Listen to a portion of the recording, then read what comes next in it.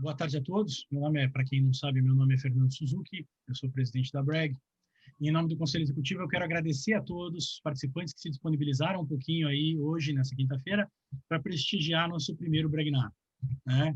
Dia 29 de outubro de 2020, começa a nossa jornada. Para aqueles que ainda não conhecem, a Bragg, Brazilian Advertising Group, é a associação das agências de publicidade pertencentes a brasileiros e presentes nos Estados Unidos, tá? Fazendo trabalhos nos Estados Unidos.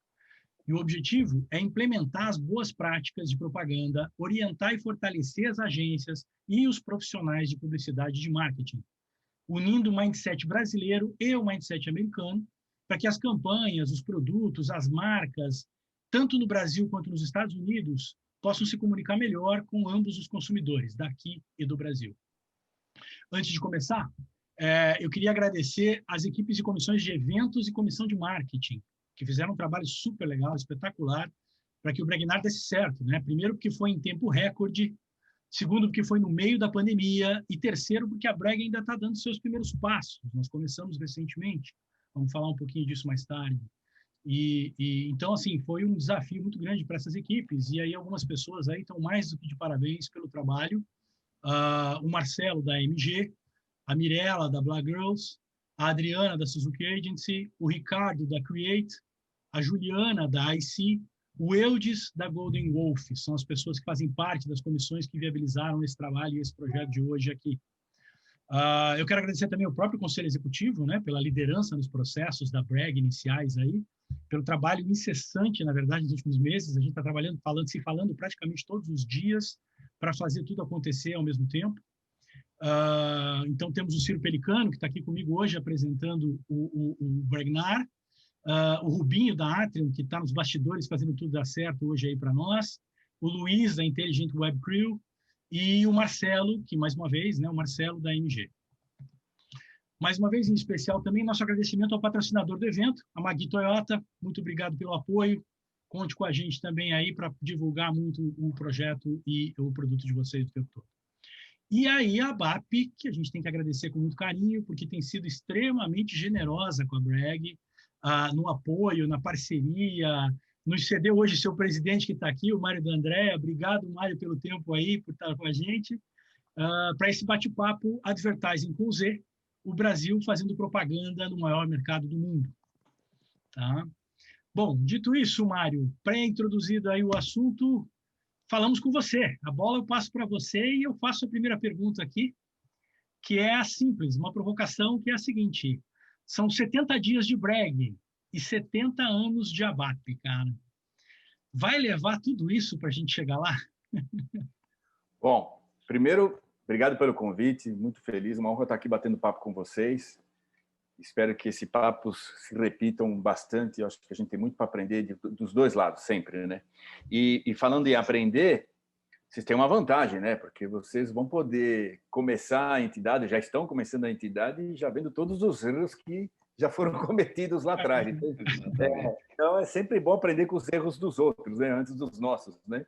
Por outro lado, vocês já nascem num mundo e numa economia completamente diferente, né? A ABAP teve uma função, para quem não sabe, a ABAP é inclusive mais velha do que a própria TV no Brasil. A TV chegou no Brasil um ano depois que a ABAP foi fundada.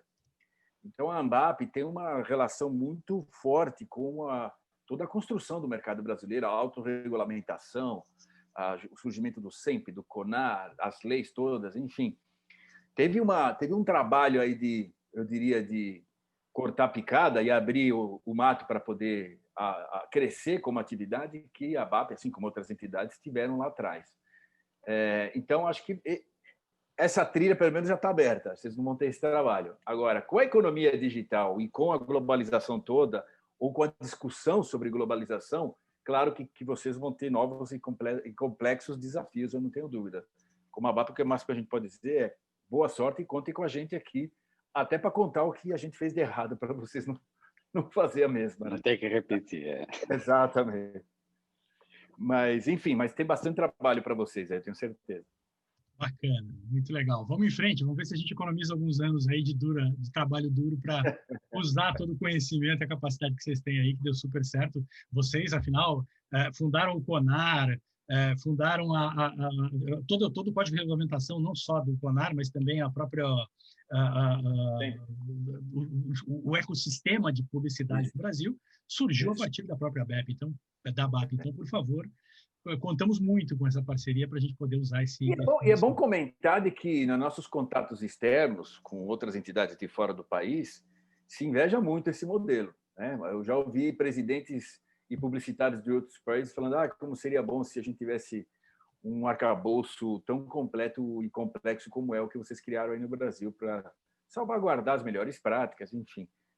Mas, enfim, nós temos também alguns desafios de agora em diante aqui. Muito bem. Bom, vamos para uma segunda questão aqui, que a gente formulou para você. Nós somos aqui nos Estados Unidos possivelmente mais de 4 milhões de consumidores que falam português. Mas somos também, se considerar os latinos, mais de 60 milhões de latino-americanos que moram ou trabalham ou vivem de alguma forma nos Estados Unidos, considerando aí todos os países, evidentemente, da América Latina e do Caribe. Então, nós estamos falando aí de 60, 65 milhões de consumidores que podem ser atingidos por produtos brasileiros. E aí, quando você fala do Brasil, os produtos brasileiros dominam a América Latina. Você tem produtos brasileiros reconhecidos e desejados na América Latina inteira. Os próprios produtos latinos, muitas vezes, vêm para o Brasil para fazer a referência a partir do Brasil e conquistar outros países da América Latina. Então, assim, existe uma referência muito forte do Brasil na América Latina. Mas quando chega aqui, quem domina são os latinos, não são os brasileiros.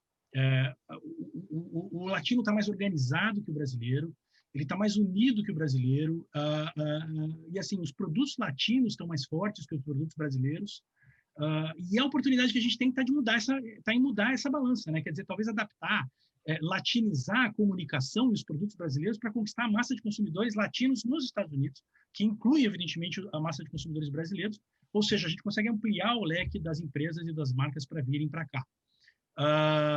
Antes mesmo de pensar em americanizar, quer dizer, nós não estamos nem falando de conquistar o mercado americano, vamos conquistar o mercado latino e brasileiro aqui. E você já passou por isso, a gente conhece a sua experiência aí em várias agências multinacionais, já trabalhou, já foi head, na verdade, da maior agência do mundo, que é uma agência do Japão, trabalhou com a HSBC na América Latina, quer dizer, são vários causos e cases que você tem, que são muito bacanas, que têm essa experiência de transitar culturas de propaganda. Conta para nós um pouquinho, o que mais se pode falar, alguns projetos que você pode nos exemplificar. Eu acho que, antes de mais nada, esse raciocínio, temos que conquistar os hispânicos latinos antes de qualquer coisa, eu acho fundamental para o sucesso das agências. A gente não pode correr o risco de ficar nichado como agências para brasileiros. Isso eu acho fundamental para o modelo de negócio de vocês, olhando de fora aqui, conhecendo razoavelmente bem o mercado hispânico com o qual eu tive que lidar. Eu acho que, antes de falar de propaganda, tem algumas coisas que a gente precisa ter a humildade de reconhecer como brasileiros. E isso eu demorei um tempo para entender nas minhas andanças, né? Eu comecei a cuidar de HSBC em 99, mas Latam mesmo eu comecei em 2001 para 2002. E eu fiquei praticamente 10 anos. Eu ia para o México cada 3 meses, fazendo campanhas e construindo a marca do HSBC na América Latina. E, no caso, México para baixo, até porque a matriz do banco era na cidade do México. Além disso, tinha algumas experiências quando eu estava na Thomson, algumas experiências de campanhas mesmo, né? Que tinham que cruzar as fronteiras para alguns clientes globais. A gente tinha Seda, a gente tinha Coca-Cola, a gente tinha vários produtos da Unilever, tinha Smirnoff, tinha Johnson & Johnson, enfim. E sempre foi, a partir dessa observação de eu viajar ou trabalhar junto, o próprio comitê, o Creative Council da Thomson, na época, tinha alguns latinos, o único brasileiro era eu. Eu comecei a observar, e eu acho que isso é fundamental para todos. Bom, eu sempre achei que publicitário tem que ter um pouco de psicólogo e antropólogo, né? Para não dizer psiquiatra, né? Vamos só ficar nessa parte ainda, né? Mas talvez o psiquiatra é pro publicitário, no caso é outro problema, mas enfim. A gente sempre tem que ter essa veia de estudar as pessoas com total isenção. É difícil, a gente tem a tendência a ver as coisas como a gente é, né? Já dizia aquela escritora Anais Naim, francesa, nos anos 60, ela dizia: a gente não vê as coisas como elas são, a gente vê as coisas como nós somos. E é a pura verdade. Todo ser humano tem um filtro e tem um jeito de ver as coisas, levando em consideração suas experiências, seu gosto e tal. É difícil tirar essa lente da frente. Mas eu consegui fazer isso durante alguns anos, especialmente com os latinos. Tenho amigos hoje na Argentina, no México, enfim, esses anos me fizeram no Peru. Cara, tem um lado cultural que nós brasileiros temos que reconhecer e botar a sandália da humildade, né? Que nem a gente brinca aqui. Que é o seguinte: a história do país chamado Brasil é uma história de existir, nascer, existir e crescer de costas para a América Latina, fisicamente. Eu não estou só falando cultura. Se você olhar para o país, como ele cresceu, como ele foi colonizado, tem uma foto. Se vocês procurarem no Google, uma vez eu achei sem querer isso, até usei numa palestra. Tem uma foto antes da América Latina, principalmente do Brasil, tirado de satélite. Uma antes e uma depois da fundação de Brasília. Estou falando 61, né, se não me engano. Faz tempo, hein? O país, antes de Brasília, à noite, essa foto é à noite do satélite. Antes de Brasília, você via o país tinha algumas luzes na costa virada para o Atlântico. O resto do país preto, negro, nada de luz. Aí depois dos anos 60, 70, você começa a ver mais luzes aqui para dentro do país e agora cresceu um pouco mais. Mas veja, eu estou falando de 40 anos, 50 anos contra quase 400 anos de costas para a América Latina. Nós temos que reconhecer como brasileiros que a gente nunca fez questão de participar da dinâmica da América Latina. E não é só porque a gente não fala a mesma língua. Não é só isso. É uma questão cultural mesmo. A gente nasceu, cresceu olhando para o nada, olhando para a praia, olhando para o Oceano Atlântico, né? Então, eu tenho exemplos, né? Eu lembro, por exemplo, de encontrar com publicitários argentinos em alguns lugares e eles conhecerem o meu trabalho e eu não fazia ideia de quem estava falando, o que é uma loucura. De você andar no México e as pessoas conhecerem música brasileira, artistas brasileiros, e eu não conhecer nenhum artista mexicano. Eu simplesmente morria de vergonha, gente. Isso é uma coisa atávica. O brasileiro em si, ele é autossuficiente, porque é um país enorme, somos 200 e poucos milhões de consumidores, temos todo um jeito nosso de fazer.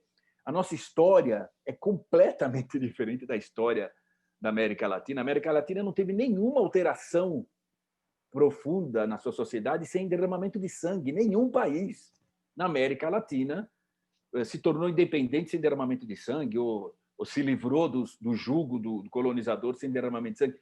Moçada, vamos combinar, aqui no Brasil era tudo na conversa, né? Muito pouco, né? Se você comparar, muito pouco, né? É o único país do mundo que proclama a república e não mata o rei. É o Brasil, só o Brasil. Se olhar na história do mundo, não existe esse exemplo. Nós chegamos para o nosso presidente, desculpa, para o nosso imperador, e falou: Dom Pedro, dá licença aí. Né? Vai para a Europa. Eu vou pagar uma pensão para você ficar. Onde você quer ficar? Eu quero ficar em Paris. Eu estou brincando aqui, estou exagerando, mas o senhor precisa ir embora. Onde é que o senhor quer ficar? Eu quero ficar em Paris, como sou besta, né? Então tá bom, vai para Paris, a gente paga uma grana. Cara, só no Brasil aconteceu isso. Só no Brasil. Bom, portanto, nós temos uma história, uma formação cultural completamente diferente. Está todo mundo me ouvindo bem? É que eu não tenho retorno, não estou sendo... tranquilo. Fica tranquilo. Tá, beleza, tá bom. Tá ótimo. Bom, posto isso, a gente fazendo esse exercício de humildade, a gente tem que começar aí eu comecei a perceber coisas. Então, vou dar exemplos. Eu fui muitas vezes jurado ao presidente de júri no FIAP, fui jurado em várias situações. E eu sempre notava que a tendência natural dos jurados e publicitários brasileiros era se juntar numa rodinha, numa mesa, e fazer as piadas internas do Brasil, e os latinos, todos juntos em outras mesas. E aí, quando eu falo todos, não era uma rodinha de argentino, uma rodinha de peruano, uma rodinha de mexicano, não, eram juntos, porque um conhece a história do outro, um conhece a música do outro, inclusive, às vezes, vê a mesma novela, o mesmo programa de televisão. Eles têm, por natureza, uma unidade que a gente não conseguiu entrar, porque até a gente não tentou, na minha opinião. A partir do momento que você começa a entender essa dinâmica, você começa a participar da conversa. E aí a coisa muda de figura. De novo, repetindo, eu tenho amigos que no começo, quando eu comecei a trabalhar com argentinos, eu tinha muita dificuldade e hoje são amigos de se falar direto, de chorar junto quando o pai morre. É uma relação... Porque, no fundo, nós somos todos latinos. Né? Nós temos, no fundo, os mesmos defeitos, as mesmas qualidades. A verdade é essa. Só que nós temos histórias diferentes. A partir deste momento, eu consegui mapear coisas e eu me introduzi na cultura ou no jeito deles falarem ou pensarem. É um exercício, é a famosa empatia. O que a gente faz com os nossos consumidores não é diferente disso, né? A gente tenta entender o que os consumidores pensam, sentem. A gente tem que tentar fazer isso com os nossos consumidores, no caso aí, hispânicos e latinos. Até porque a história deles também de imigração para os Estados Unidos, eu imagino, é completamente diferente da história dos brasileiros que chegaram depois, né? Então, nós temos que entender essa idiosincrasia e não cair no erro, né? Eu lembro quando eu atendia a Unilever, por exemplo, mandava filmes prontos e falava, veicula... Unilever, várias multinacionais faziam isso, né? Isso acabou, graças a Deus. Veicula aí no Brasil esse filme, porque esse filme deu certo na Turquia. Você fala assim, pô, os caras estão loucos. Não, deu certo na Índia, o cara acha que vai dar certo no Brasil. Não é assim. E eu, nas primeiras vezes que eu comecei a trabalhar com outros países da América Latina, eu me vi fazendo exatamente o mesmo erro. Pô, essa campanha é um puta sucesso no Brasil, no caso era HSBC. Claro que vai dar certo no México, eu vou só refilmar, né? Vou adaptar algumas coisas, mas eu vou fazer exatamente a mesma campanha para o México. Cara, a gente teve que jogar a campanha fora. Porque a gente, na hora que foi testar a campanha com os consumidores mexicanos, no caso, não é que eles não gostavam da campanha, eles diziam, por que caramba um banco está falando isso? Não faz o menor sentido na minha cabeça. Então, a discussão vinha lá de trás, não era detalhe. Assim, a postura do banco num país não exatamente batia com a cabeça do consumidor de outro país. Eu estou falando do México, que eu acho, inclusive, o país mais parecido da América Latina com o Brasil, para mim, é o México. Né? Porque eu ia tanto e comecei a entender o país. É muito parecido com o nosso. Né? Comida, as cores. Eu ia no Lucha Libre, né? Eu adorava ir na Lucha Libre. É o esporte mais popular depois do futebol no México é Lucha Libre. Eu adorava. Assim, me enturmei muito rapidamente com o país. E mesmo assim, as campanhas não davam certo. Então, a gente tem que conquistar o consumidor hispânico, então vamos entender o que passa pela cabeça e o coração desses caras. Porque simplesmente pensar com cabeça de brasileiro, eu estou falando de fora, pelo amor de Deus, vocês estão aí com o sapato no pé muito mais apertado, né? Mas eu senti isso e acabei de passar por isso numa marca chamada Subway. Subway tinha um novo posicionamento global minto, Américas. E aí ele veio para o Brasil, nós mostramos, e o posicionamento de Subway era em cima de criatividade. Essa campanha tem uns 3 anos já quase. Nesse restaurante chamado Subway, você pode... para quem não gosta das coisas prontas. Né? Você não pede número 1, número 2, número 3. Você faz o seu sanduíche ali na hora. Essa característica do produto foi transformada num posicionamento de comunicação. Se você é um cara que não quer as coisas prontas, você gosta de fazer as suas coisas e criar as suas coisas, seja criativo, venha para o Subway. Estou só resumindo 1 ano de trabalho numa frase, mas só para vocês entenderem. Quando chegou para o Brasil, eu mostrei para o cliente Latam, que é um americano que mora em Miami, que criatividade no Brasil era diferente da criatividade americana, e provei isso para ele. Né? Só para dar um exemplo rápido. Eu falei, o Brasil é o único lugar que tem uma palavra, a língua aqui, né? O único que não tem tradução, que é a palavra gambiarra. Não existe essa palavra em outra língua. Pode procurar. Não existe. Por quê? Porque não é exatamente ser criativo. É encontrar soluções com coisas que você tem na mão. É quase MacGyver. Quem tem a minha idade aí vai lembrar do que eu estou falando, né? Aquela série que o cara com uma caneta e um clipe fazia uma granada. Basicamente era esse seriado, esse cara aí. O brasileiro é MacGyver por natureza. Ele arruma soluções que você não espera, com coisas improváveis. Eu falei, aí sim é. E aí eu tinha um exemplo, inclusive, visual, que como ele conhecia o Brasil, ele falava, você tem razão, que para quem jogou bola na praia, era o golzinho feito com sandália havaiana. Isso é uma invenção de brasileiro.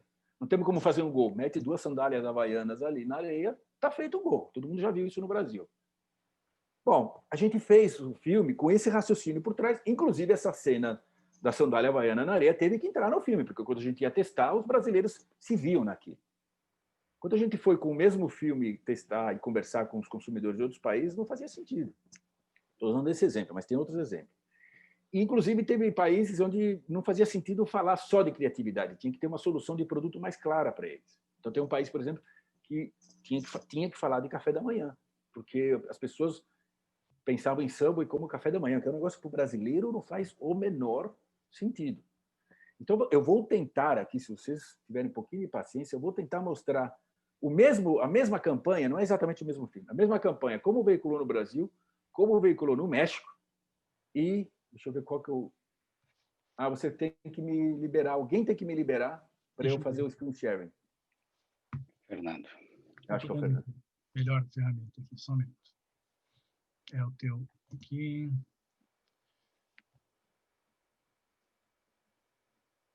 Eu vou dar ele não dá aqui a opção do screen saver. Eu vou dar um make host, você me devolve o make host depois. Acho que sim. Acho que é. Tenta isso. Vai lá. Vamos ver agora. Primeiro aqui, entrou meu desktop. Todo mundo está vendo meu desktop? Sim. Bom, graças a Deus não tem nenhuma foto minha pelado aqui, tá tudo certo. Teve gente que perdeu o emprego essa semana. Jura? É verdade? Eu tô brincando, tem muito bem sério. Um jornalista da CNN aqui apareceu de forma esquisita, disseram aí. Que maravilha! Depois falam só do Brasil, né? Tá certo, tudo bem. Vamos lá, eu vou abrir aqui o primeiro filme, que é a versão brasileira, que é de 30, tá? Essa é outra coisa também. No Brasil só deu para fazer o de 30, todo mundo sabe por quê, né? Caro para... Mas, enfim, vamos ver se eu consigo rodar aqui. Me avise se não der certo, tá?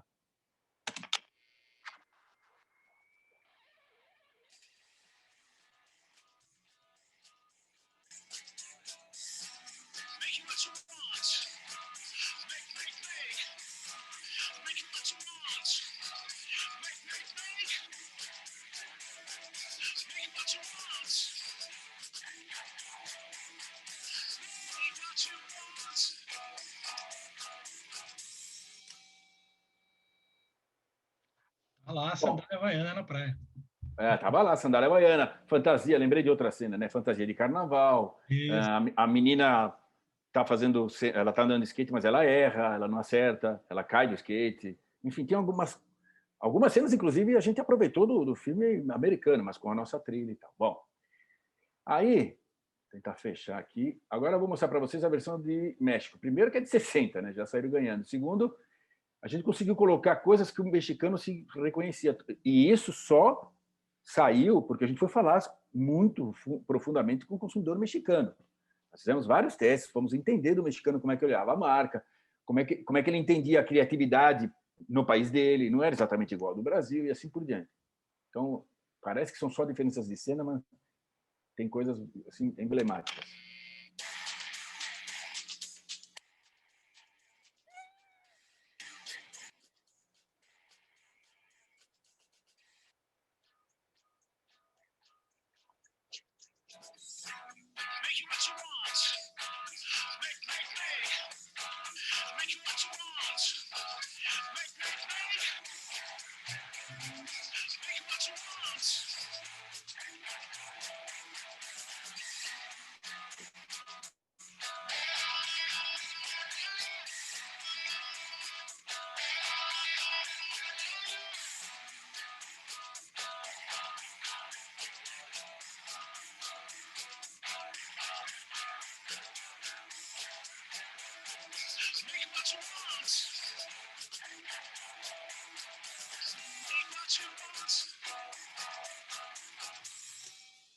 Então, algumas coisas parecem bobas, assim, tem uma ceninha rápida, por exemplo, do abacate, né? Fazendo assim. Porque é um ingrediente da culinária mexicana, é um personagem, que nem o feijão preto para o brasileiro, sei lá. O menino que faz skate, ele não cai do skate, ele faz direitinho, porque eles não aceitavam esse tipo de coisa. Ou tem uma outra cena ali emblemática também, muito frango, não sei se vocês notam no começo do filme, muito close de poio. Porque poio é importantíssimo na culinária mexicana. Na culinária deles. Então, enfim, uma série de coisas. Aí a gente foi para Porto Rico, e Porto Rico enxergava Subway como desayuno, né? Assim, café da manhã. Nossos filmes aqui é tudo à noite, é neguinho se agarrando, se beijando. Como assim, um café da manhã? Não dá para aproveitar quase nada. A trilha é uma pancadaria generalizada, nós temos que pensar em outro jeito. E aí a gente botou esse filme aqui no ar lá. Vamos ver se eu consigo rodar aqui.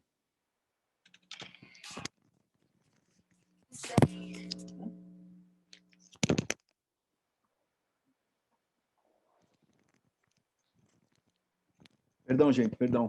Deu um play, deu um pause aqui, né? Espera um pouquinho. Deu um play de novo. Não sei o que aconteceu. Vou fechar e abrir de novo. Vamos ver agora.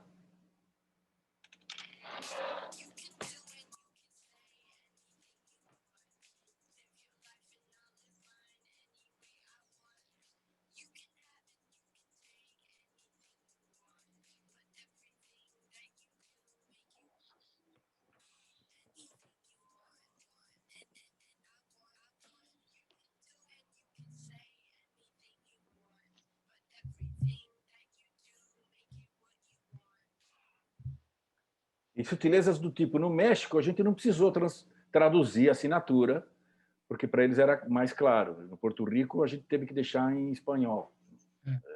Mas o sanduíche estava com café e leite ali sendo servido, é sensacional. É impressionante. E tivemos que trocar a trilha, né? Porque, pô, aquela pancadaria às 7 da manhã não estava pegando muito bem.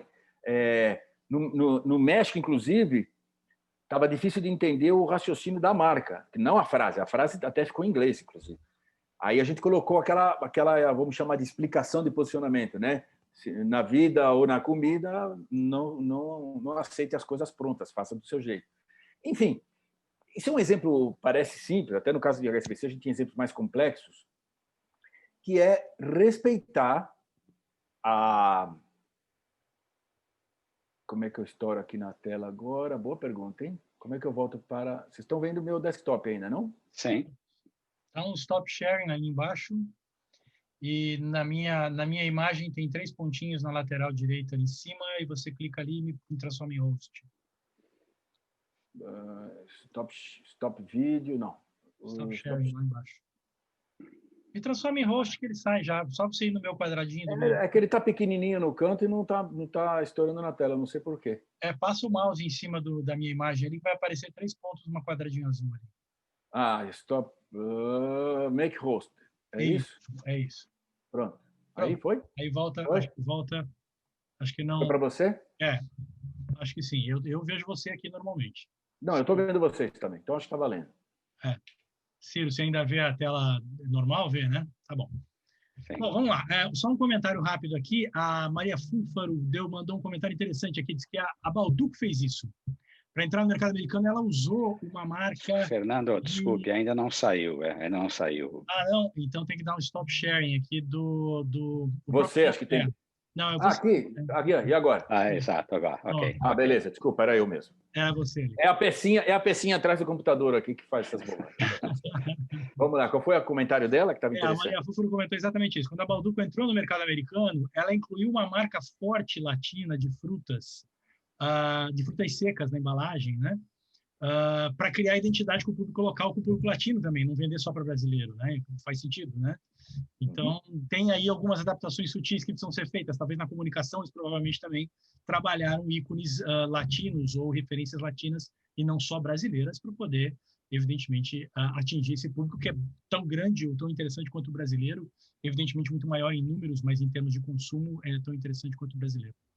Não, e tem, viu, Mário, tem uma circunstância, né, que nos beneficia muito, né, porque o varejo étnico, ele é latino-americano. Quer dizer, onde eu encontro o produto brasileiro, eu encontro mexicano, colombiano, argentino, que seja, né, eles estão lá, esperando, né, mas a gente ainda não conseguiu furar essa barreira. Porque ainda tem na gôndola 2 garrafas de Guaraná Antártica e 8 garrafas de Inca Kola. Colombina, por exemplo, né? Então tem aí uma barreira. Muita colombina, cara. Tomei muita colombina. Então, mas aí tem um problema de distribuição. O próprio distribuidor deve pensar, peraí, tem 4 milhões aqui e 60 ali. O cara vai aumentar, né? A gôndola é natural. Sem dúvida. Se fosse ele, faria isso. O que eu acho que a gente, tanto como produtos, como fabricantes, como agências, a gente tem que ter essa humildade de reconhecer isso e tentar se infiltrar, até porque, posso falar de antemão, eu nunca comi mal em nenhum país latino-americano, graças a Deus, sempre passei muito bem. Comida é uma maravilha, então a gente tem que se infiltrar nisso, né? Tem que fazer essa troca, né? Essa troca é muito rica. E, cara, é um negócio que eu sempre acreditei, mas com esses trabalhos que a gente teve que fazer durante esse tempo, só provaram que é nessas diferenças que pintam as grandes ideias, as grandes coisas. É muito legal quando você está com gente diferente em torno de você para para discutir e trabalhar. Eu acho, pelo menos.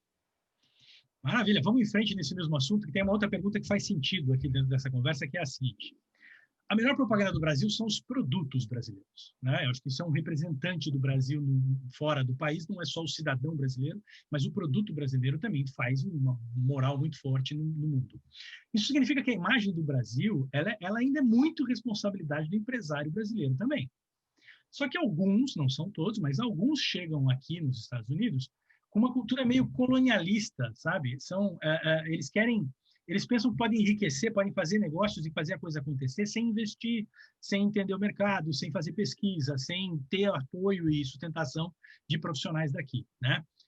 A gente brinca aqui que a gente vê navios chegando carregados de produtos brasileiros, querendo conquistar os Estados Unidos como se aqui ainda fosse umas Índias ocidentais, assim, estão chegando aquelas caravelas, né? São caravelas às avessas, com espelhinhos e colares, e achando que vão conquistar todo mundo só porque a embalagem é bonitinha, mas não fazem a menor ideia de como se comunicar com o público daqui. São caravelas às avessas.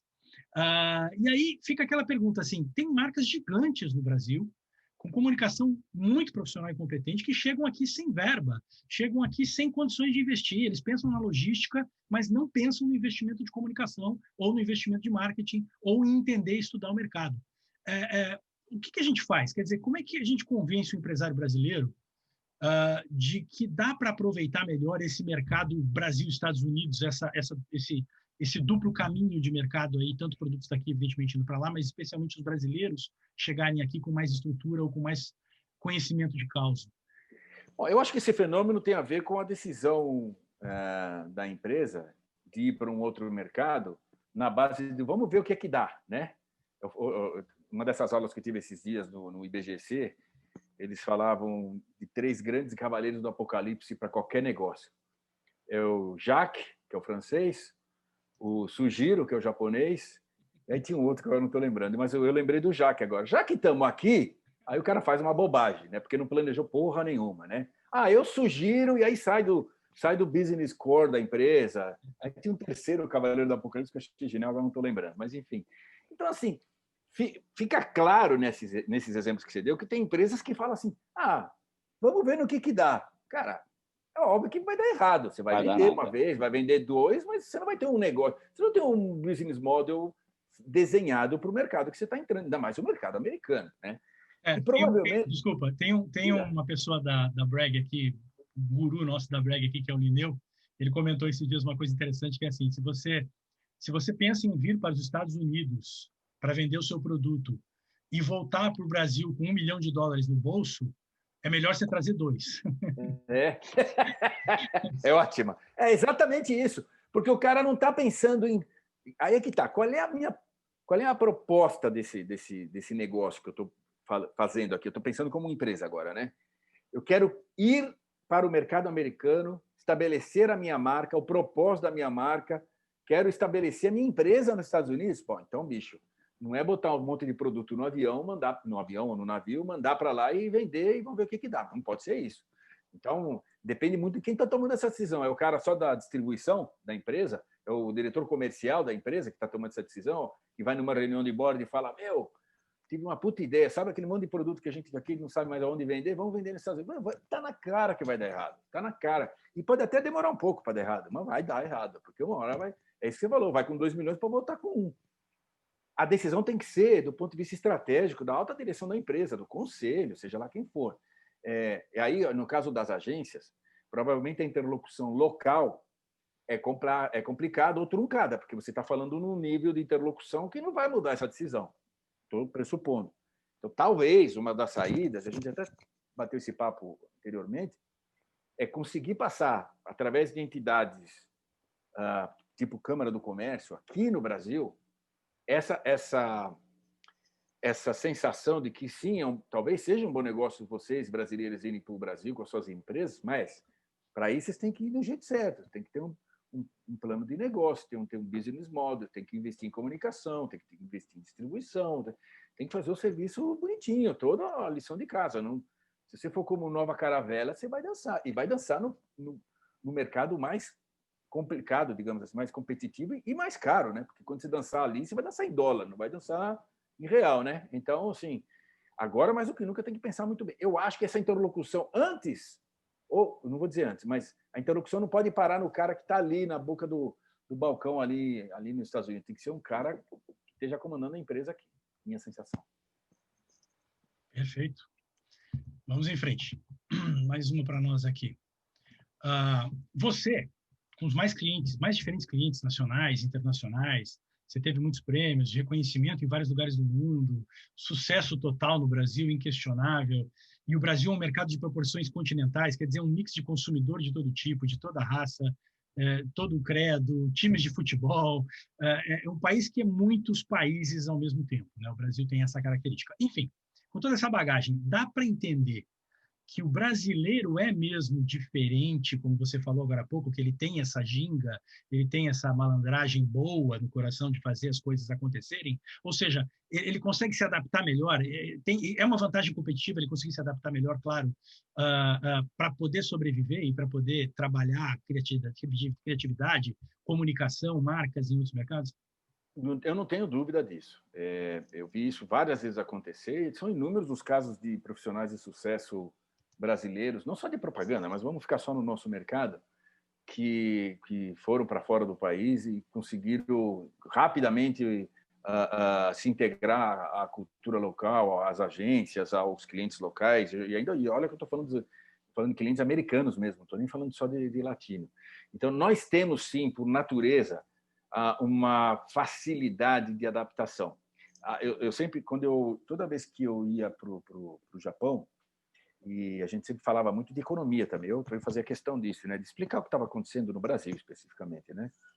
E aí um dia eu estava lá em Tóquio e alguém falou em crise na Ásia. Eu falei, pessoal, vamos devagar, porque vocês usarem a palavra crise chega a ser uma ofensa para o brasileiro. Que a história é a seguinte: o dia que o primeiro-ministro do Japão chegar na televisão e falar assim, pessoal, sabe aquele dinheiro que vocês têm na poupança?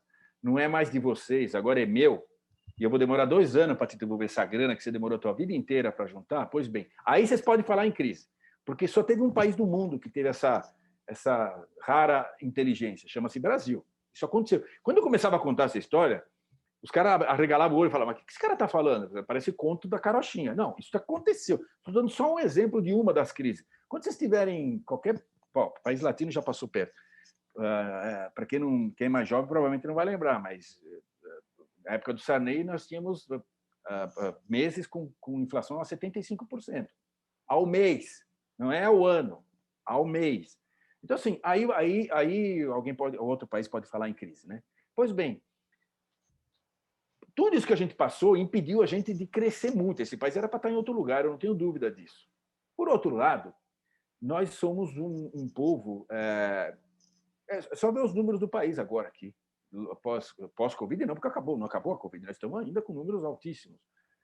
Mas você já tem recorde atrás de recorde de venda de cimento, de roupa, a venda de carros voltando. Eu ontem tive que sair num lugar, pegar 23 de maio, para quem não lembra, 23 de maio era aquele inferno.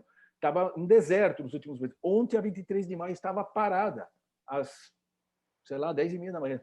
Eu falei, voltou tudo, o normal. O país ele tem o brasileiro é meio fênix. Então, isso nos ajuda a encarar as dificuldades e não digo acostumar, mas a lidar com a situação. Isso tem um lado ruim, porque a gente não bate o pé na hora que tem que bater, mas tem um lado bom também, a gente dá a volta muito rápido. Esse é um talento que a gente tem que usar em qualquer atividade, ainda mais em comunicação com vocês aí, né? Transparece, na verdade, o comunicador tem essa habilidade de perceber antes, né? Entender o que está acontecendo e se adaptar. Vamos mudar um pouquinho de assunto. Tem um assunto interessante que eu vi com vocês aí na ABAP, que vocês apoiaram, junto com outras 37 entidades, se não me engano, a PL da fake news, né? Que é um assunto bastante interessante. A gente está falando de comunicação, de propaganda, de produto, mas tem tudo a ver, a fake news tem tudo a ver com propaganda de produto, porque o que era uma prática de dialética política, né? Você dava aquela meia-verdade, ou nem sempre nenhuma verdade, na verdade, e nos discursos, virou um discurso, eventualmente, nas redes sociais de produtos e de blogueiros ou fake blogueiros se multiplicando espontaneamente, ganhando likes, porque é polêmico, e acaba vindo parar no noticiário, virando notícia também, mas vende um produto lá atrás no final, né? Quer dizer, é uma fake news que vira fake ad, né? Ela vira propaganda para algum produto. Conta para nós um pouquinho o que vocês estão fazendo e como é que você vê esse novo desafio, que é entender como é que a gente se livra da fake ad ou evita que aconteça essa fake ad que tem sido fruto aí desse problema de fake news. Para quem está acompanhando de longe, eu vou dar uma explicada bem rápida. O Senado aprovou um primeiro texto de lei, eu não lembro o número da lei agora aqui, acho que 12020, se não me engano. E este texto saiu do Senado e foi para a Câmara dos Deputados. Esse texto ele tinha um desenho um pouco mais completo e aos 45 do segundo tempo tiraram alguns artigos que na nossa opinião, no mercado da comunicação, destruíam qualquer possibilidade de controlar e realmente regularizar a atividade da propaganda no mundo digital. Pois bem, então a gente formou essa coalizão, a liderança da BAP, a BERT, a NJ, que são os jornais e muitas outras. Hoje já estamos em 42 ou 41 entidades do mercado de comunicação. Foi a maior coalizão da história. Nunca antes nesse país, alguém já lembra disso? Então, nunca houve uma coalizão desse tamanho em função de um assunto específico. Qual é o assunto? Na verdade, a gente nem apoia e nem é contra. A gente acha que tem que ter uma lei, só acha que esse texto está furado, né? Tem alguns furos muito graves. E a gente está colocando isso, a gente colocou, tem um site, é público, a gente já deu várias entrevistas, a gente já falou com mais de 30 deputados, falando com com autoridades do governo e tal, explicando que este texto de lei, do jeito que ele está, ele, na verdade, vai regulamentar o nada. E aí eu explico agora o que é o nada. Liberdade de expressão é sagrado, não se discute isso, até porque estamos falando da MJ, na Associação Nacional de Jornais, a BERT, que é rádio, televisão. É óbvio que ninguém está discutindo liberdade de expressão, seja no mundo digital ou no mundo físico, né? A questão é quando entra uma operação comercial por trás disso. Então, eu vou dar um exemplo bem bobo. Eu uso sempre isso porque nessas horas você tem que ser meio... A nossa atividade é complicada, é complexa. No mundo digital, então, não precisa nem falar. Então, a gente tem que ser meio minimalista para as pessoas entenderem, principalmente deputados que não têm que entender disso. Eles têm outras coisas para entender. Você imagina que eu sou palmeirense, estou pé da vida com o meu time, eu vou lá na minha página do Facebook, com seus 5.000 seguidores, minha página pessoal, e escrevo: esse time do Palmeiras é uma porcaria e esse presidente do Palmeiras é um banana. Estou dando um exemplo aqui, nem é o caso. O time é meio porcaria mesmo, mas o resto não é. Aí, essa é a minha opinião, tá? É a minha opinião que eu estou dando pessoal, minha opinião pessoal que eu estou dando para os meus amigos, que podia ser numa mesa de bar com 10 caras ou numa página com 5.000 pessoas. Mas é a minha opinião, isso é sagrado. Claro, dependendo do nível de ofensa que eu fizer para alguém, esse alguém pode me processar e há meios jurídicos para isso, muito simples. A partir do momento que alguém pega 100 mil reais e impulsiona esse meu post falando mal do presidente do Palmeiras, como hipótese, e targeteia os conselheiros do Palmeiras, os sócios do Palmeiras, os moradores de Perdizes e Pompeia, para quem não sabe, é a região em torno do Palmeiras. Então, aí começa a entrar, tem alguém que vai ter algum ganho com isso. Ninguém bota 100 mil, 200 mil reais para divulgar algo se não há um interesse por trás comercial, político, partidário, que seja. Aí, nesse momento, tem que acender uma luz em todas as áreas do governo para dizer: está ocorrendo uma operação comercial aqui. Tem alguém comprando espaço num veículo, que apesar de tudo que eles dizem que não são veículos, obviamente, YouTube, Facebook, Twitter, eles podem dizer o que eles forem, eles são veículos de comunicação, ponto. Essa discussão é uma perda de tempo, eles vão ficar batendo nessa tecla, não há mais discussão sobre esse assunto. Chega a ser meio absurdo. Alguém que ofere 90% da sua receita através da venda de espaço publicitário e escreve isso num balanço, desculpa, é um veículo, ponto. A partir desse momento, esta operação comercial por trás de um espaço de divulgação, ela tem que seguir regras. E, graças a Deus, no Brasil, especificamente, existem muitas regras. Para quem não sabe, a nossa atividade tem 3 regras federais, leis federais, uma é de 65, quer dizer, nós não estamos chegando agora, né? Tem regra para ser cumprida, tem CNPJ para CNPJ, tem nota fiscal, você tem checking para saber se veiculou depois, tem uma série de regras que estão escritas em lei federal. Então, assim, só porque a minha sede é no paraíso fiscal, não sei de onde, eu não preciso seguir essas regras, eu acho que Isso não é muito correto, até com o consumidor que está lendo aquilo e não sabe se tem um interesse comercial por trás daquilo. Ele não sabe por que ele está vendo aquele post.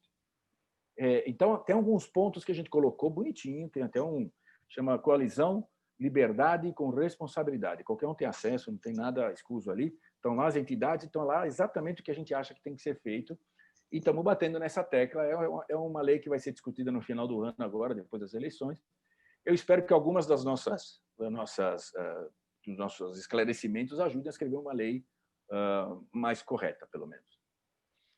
Aqui nos Estados Unidos também está tendo uma discussão no Senado muito grande, na verdade uma sabatina muito grande de algumas redes sociais, porque eles estão fazendo a mesma coisa que você está descrevendo. Quer dizer, alguém vai lá, posta uma coisa pessoal e eles promovem patrocínio ou de alguma forma utilizam aquilo para comunicação, para ganhar dinheiro, é lógico, mas entra um outro fator, que é o fator de que ele como veículo tem que ser responsável por aquele conteúdo, mesmo que o conteúdo tenha sido espontâneo. Se você fizer um anúncio, o exemplo é sempre simples.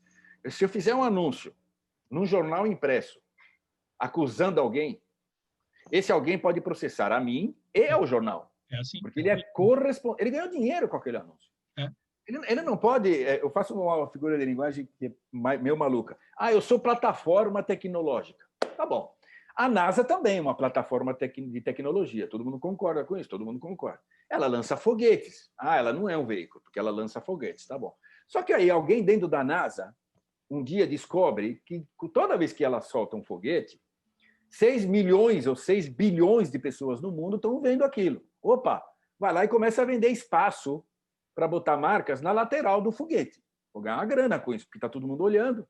A partir desse momento, ele não é mais uma plataforma de tecnologia, porque ele é um veículo, ele está ganhando dinheiro, mídia, uma marca para um consumidor. E vou mais longe. Ele lança o foguete com a marca do meu cliente, diz que não é veículo, e aí se o foguete explode na frente de 6 bilhões de pessoas, o dano para aquela marca, ele diz que não é responsável. Não, eu não tenho nada a ver com isso, eu sou só plataforma. Porra, bicho, desculpa, na hora de pegar a grana estava fácil, né? Agora, não é assim, né? O mundo não é assim, o mundo real não é assim. Então, assim, esse território de ninguém a gente não pode aceitar tão facilmente assim. Perfeito.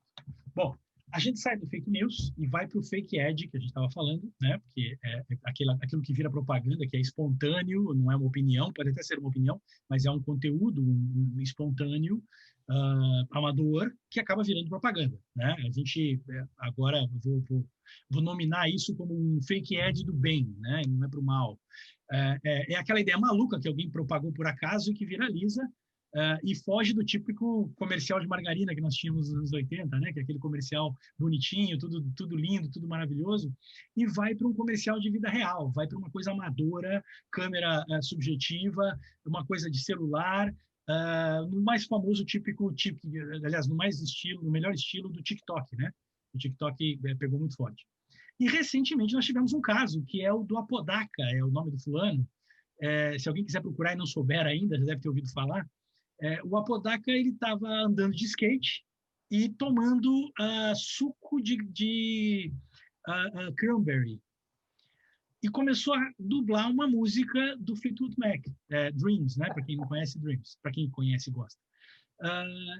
Deu 11 milhões de views em 2 dias. Aí faz a conta, né? Quanto custam 11 milhões de inserções de um comercial em qualquer veículo de qualquer lugar do mundo? É uma fortuna, né? Estamos falando de 11 milhões de inserções comercial, ou 11 milhões de views de um comercial. A marca do Cranberry não patrocinou nada do suco de cranberry.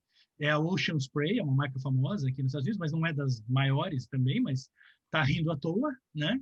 E a TikTok foi lá, pegou o vídeo e transformou num comercial e botou na final da World Series, na semana passada, no último Sunday Night Football, ou seja, só nos horários nobres dos Estados Unidos. Quer dizer, a fake ad do bem, que é aquele fulano usando um produto e apoiando um produto, ou só se curtindo a vida por nada, nem foi por causa do produto que ele fez aquilo, vira um comercial de verdade. A minha pergunta é a seguinte, agora que a propaganda está cada vez mais instantânea, blogada, né, ou seja, feita por blogueiros, e é onde você, como consumidor, elege e curte o que é melhor nas redes, né, sem necessariamente ser impulsionado por algum investimento, como é que fica o publicitário, cara? Os blogueiros tipo Apodaca assim, viraram uma ameaça para nós, porque qualquer um pode fazer um vídeo e virar uma sensação e vender um produto hoje sem ter a mínima formação publicitária ou profissional, sem ser publicitário, sem ser criativo. Então, o que eu acho? Bom, primeiro, a gente como profissional de propaganda, especialmente na área de criação, tem que ter sempre em mente uma coisa: nada convence mais do que a vida real. A rua, para mim, sempre foi a maior biblioteca para criar qualquer campanha. Sempre foi. E quando a gente se afasta da rua, a gente pode cometer graves erros. Já lá atrás, eu imagino agora na velocidade de informação que as pessoas estão.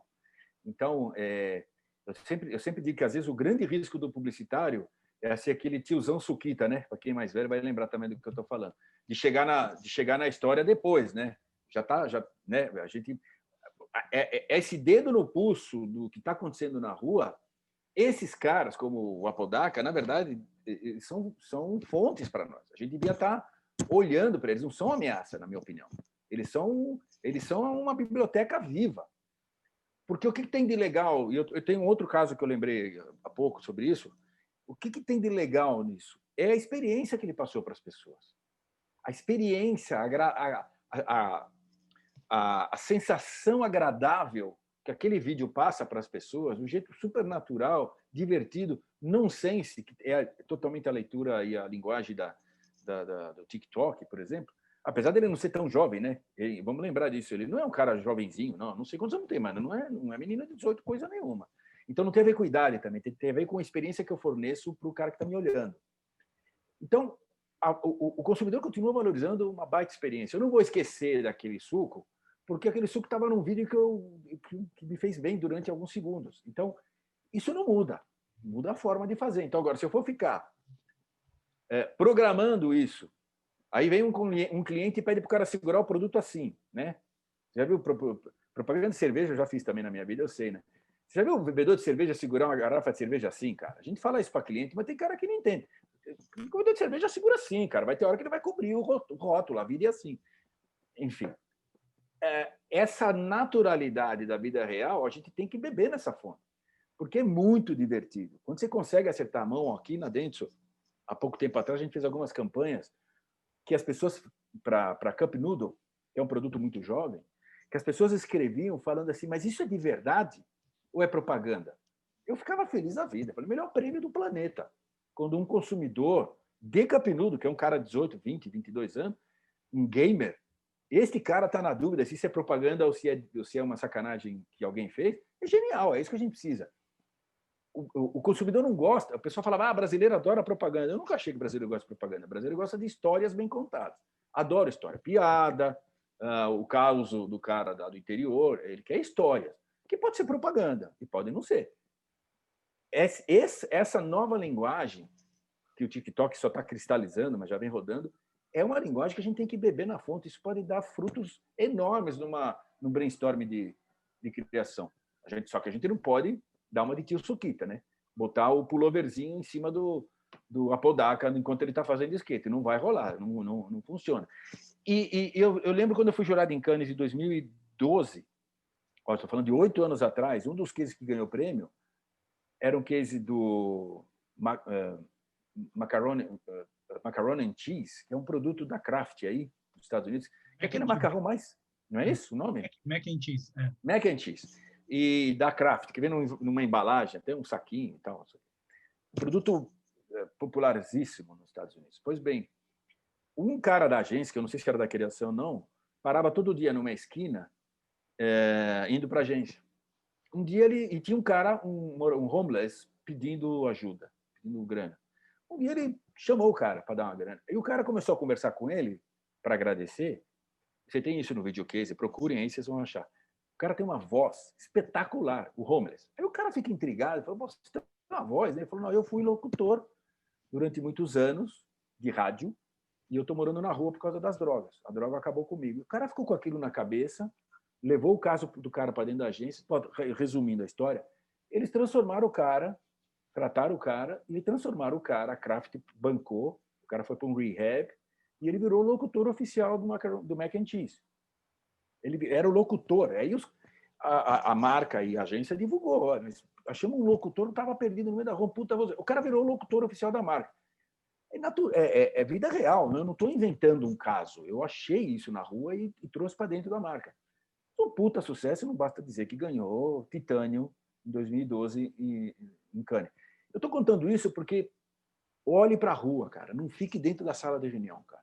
Esse é o risco, é o maior risco que a gente pode cometer, é achar que a gente sabe tudo sem levantar a bunda da cadeira e sair de trás da mesa. Boa, é isso mesmo. Vamos lá, uma dica, cara. Publicitário brasileiro que quer atuar no exterior, quer trabalhar em agência internacional, que nem você trabalhou, quer mostrar o material dele, quer trabalhar de alguma forma em outros lugares que não no Brasil. Tudo bem que cada lugar é um lugar, a gente sabe disso, mas tem uma regra geral, tem alguma macete que você dá, tem alguma dica para esse cara que está de novos horizontes, aí, de novas terras?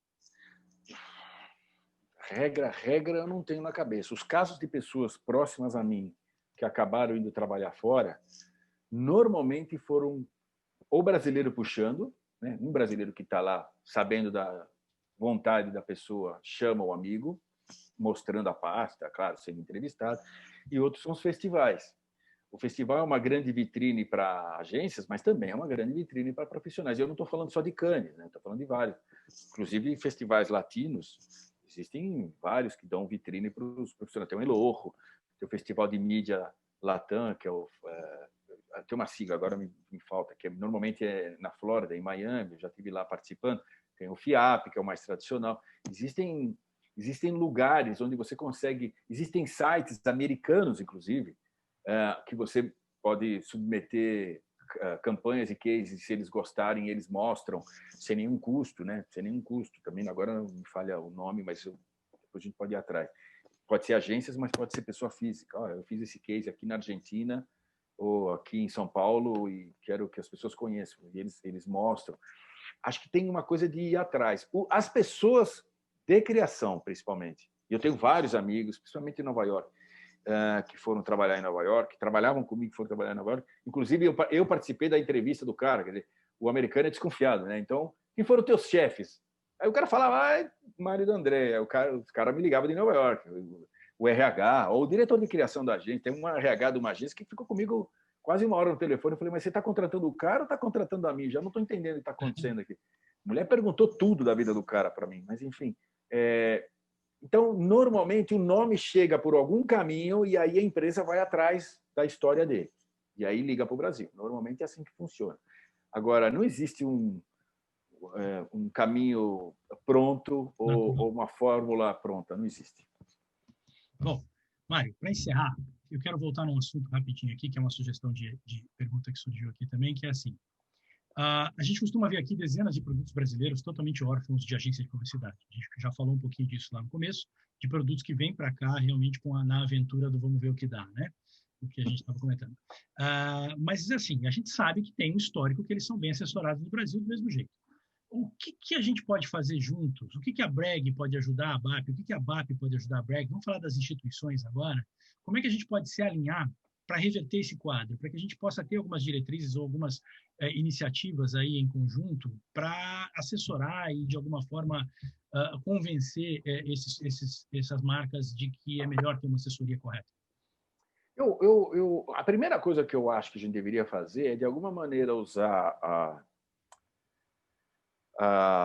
a voz da ABAP, eu vou chamar assim, a gente é muito articulado no mercado, né?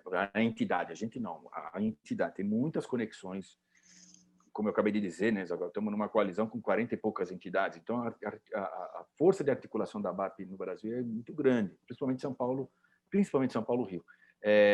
Então, eu acho que a ABAP poderia começar, em conjunto com a Breg, a fazer algum tipo de divulgação para os empresários aqui no Brasil, ou os marqueteiros, pelo menos, que é com quem a gente fala mais, né? Para que eles saibam, porque pode ter certeza que tem muito cara do marketing, o mesmo empresário, que não passa pela cabeça dele que ele pode chegar lá nos Estados Unidos e ter uma agência de brasileiros para ajudá-lo a se colocar ali. Porque qual é a grande vantagem de vocês? Talvez este seja a embalagem que a gente deva dar via BAP aqui para o empresário ou marqueteiro brasileiro. Ele vai ter uma série de dificuldades de adaptação no mercado americano. Mesmo para o mercado hispânico, ele vai apanhar, ele vai sofrer. E o modelo brasileiro é diferente do modelo americano, do modelo hispânico, modelo de propaganda, né? Ou estruturas de agência. Então, ele sofre naturalmente. Nada melhor do que ter um cara que entende o meu problema, conhece o jeito que eu trabalho no Brasil para me ajudar a adaptar esse jeito de trabalhar ao mercado americano. Então, vocês são essa ponte, né? Deveriam ser, pelo menos. Acho que a gente tem que divulgar para esses caras que existe essa ponte. Eu tenho a impressão de que a imprensa, o trade brasileiro, por exemplo, devia falar sobre esse assunto, né? Os jornais de trade, os colunistas. Acho que é uma pauta que a ABAP pode começar a colocar no mercado. Olha, existem essas agências que estão lá, podem ajudar vocês não precisam ir no desespero, podem fazer um plano de comunicação antes de chegar lá, né, pelo amor de Deus, enfim. Essa é a meta, Mário, essa é a meta. Eu acho que esses caras eles têm que ser impactados de que há essa possibilidade. Porque o cara fala assim, mas por que eu estou apanhando sozinho? Melhor ter alguém lá que me ajude, né? Que é o mínimo de inteligência. Né? Basicamente, o que você está dizendo é que a gente precisa fazer propaganda, né? Ou seja, a gente precisa de uma agência. E outras... Aliás, Casa de Ferreira e Espeto de Pau, a gente está cansado de ver isso em agência, né? Não é nem de hoje. Mas assessoria de imprensa pode ser um caminho, uma assessoria de imprensa aqui no Brasil para falar que vocês estão aí, pode ser um caminho, não necessariamente propaganda. Ter contatos, né? Vocês falarem com jornalistas aqui, da área de marketing, da área de negócios. Um jornal de economia que fale de empresas brasileiras tentando abrir mercado lá fora, um Valor, só para dar um exemplo, né? Que é um jornal que fala desse assunto. Teria que saber que vocês existem, né? Que está falando com vocês. Essa ponte, acho que a BAP pode ajudar vocês a construir, sem dúvida. Maravilha, vamos em frente. O que a gente puder fazer aí para que essa parceria aconteça, a gente está à disposição. Vamos conversar muito, tomara, sobre tudo isso. Eu quero te agradecer. A gente está chegando no final do nosso horário aí, cumprimos a 1 hora que a gente se propôs a todos para roubar 1 horinha do tempo de todo mundo. Mário, você, o Alexandre, a tua equipe toda lá que nos assessorou, por favor, muito obrigado por tudo que vocês fizeram por nós aí, pela disponibilidade, pela história, pela aula. Eu tenho vários comentários aqui de agradecimento. O Chris Fox aqui dizendo, foi uma aula, parabéns. Outras pessoas aqui, maravilhoso, assuntos perfeitos. Enfim, sugestões aqui de outros temas. A gente vai responder algumas perguntas na sequência. Se tiver alguma pergunta para você, a gente vai passar para você também para responder depois, por favor. Também não queremos ocupar demais seu tempo. Eu sei que você tem outra coisa agora aqui, que você me falou que vai falar com o Japão. Manda um abraço para meus primos lá, então, né? Você vai ter que falar. Eu falo, não sei se eles vão entender. Nihongo Hanashimasu. Tem que falar japonês. Tá bom. Enfim, um prazer demais ter você aqui, cara. Prazer foi meu, menino. Também por estar me ajudando aqui a gente fazer isso aqui acontecer. E todo mundo que participou, toda a diretoria, todos os executivos dos grupos de trabalho aí da Bragg, as pessoas que participaram para nos apoiar aí, por favor, muito obrigado. Visitem o site, se inscrevam na Bragg, liguem para nós, falem com a gente, por favor. Estamos aqui para fazer o mercado brasileiro funcionar e fazer propaganda do brasileiro, fazer propaganda do povo brasileiro também direito, né? Somos a vitrine, né? Eu acho que a Bragg tem uma responsabilidade de ser a vitrine do mercado brasileiro, a vitrine do produto brasileiro e a vitrine do próprio brasileiro, que está merecendo, sempre mereceu ter uma imagem boa e uma imagem que faça jus à capacidade que tem. Então, gente, de novo, mais uma vez, obrigado a todos, foi um prazer. Mário, falamos na sequência aí, por favor, tá, querido? Muito obrigado. Obrigado. Obrigado. Tchau, queridos. Tchau. Boa noite. Foi um prazer, senhor.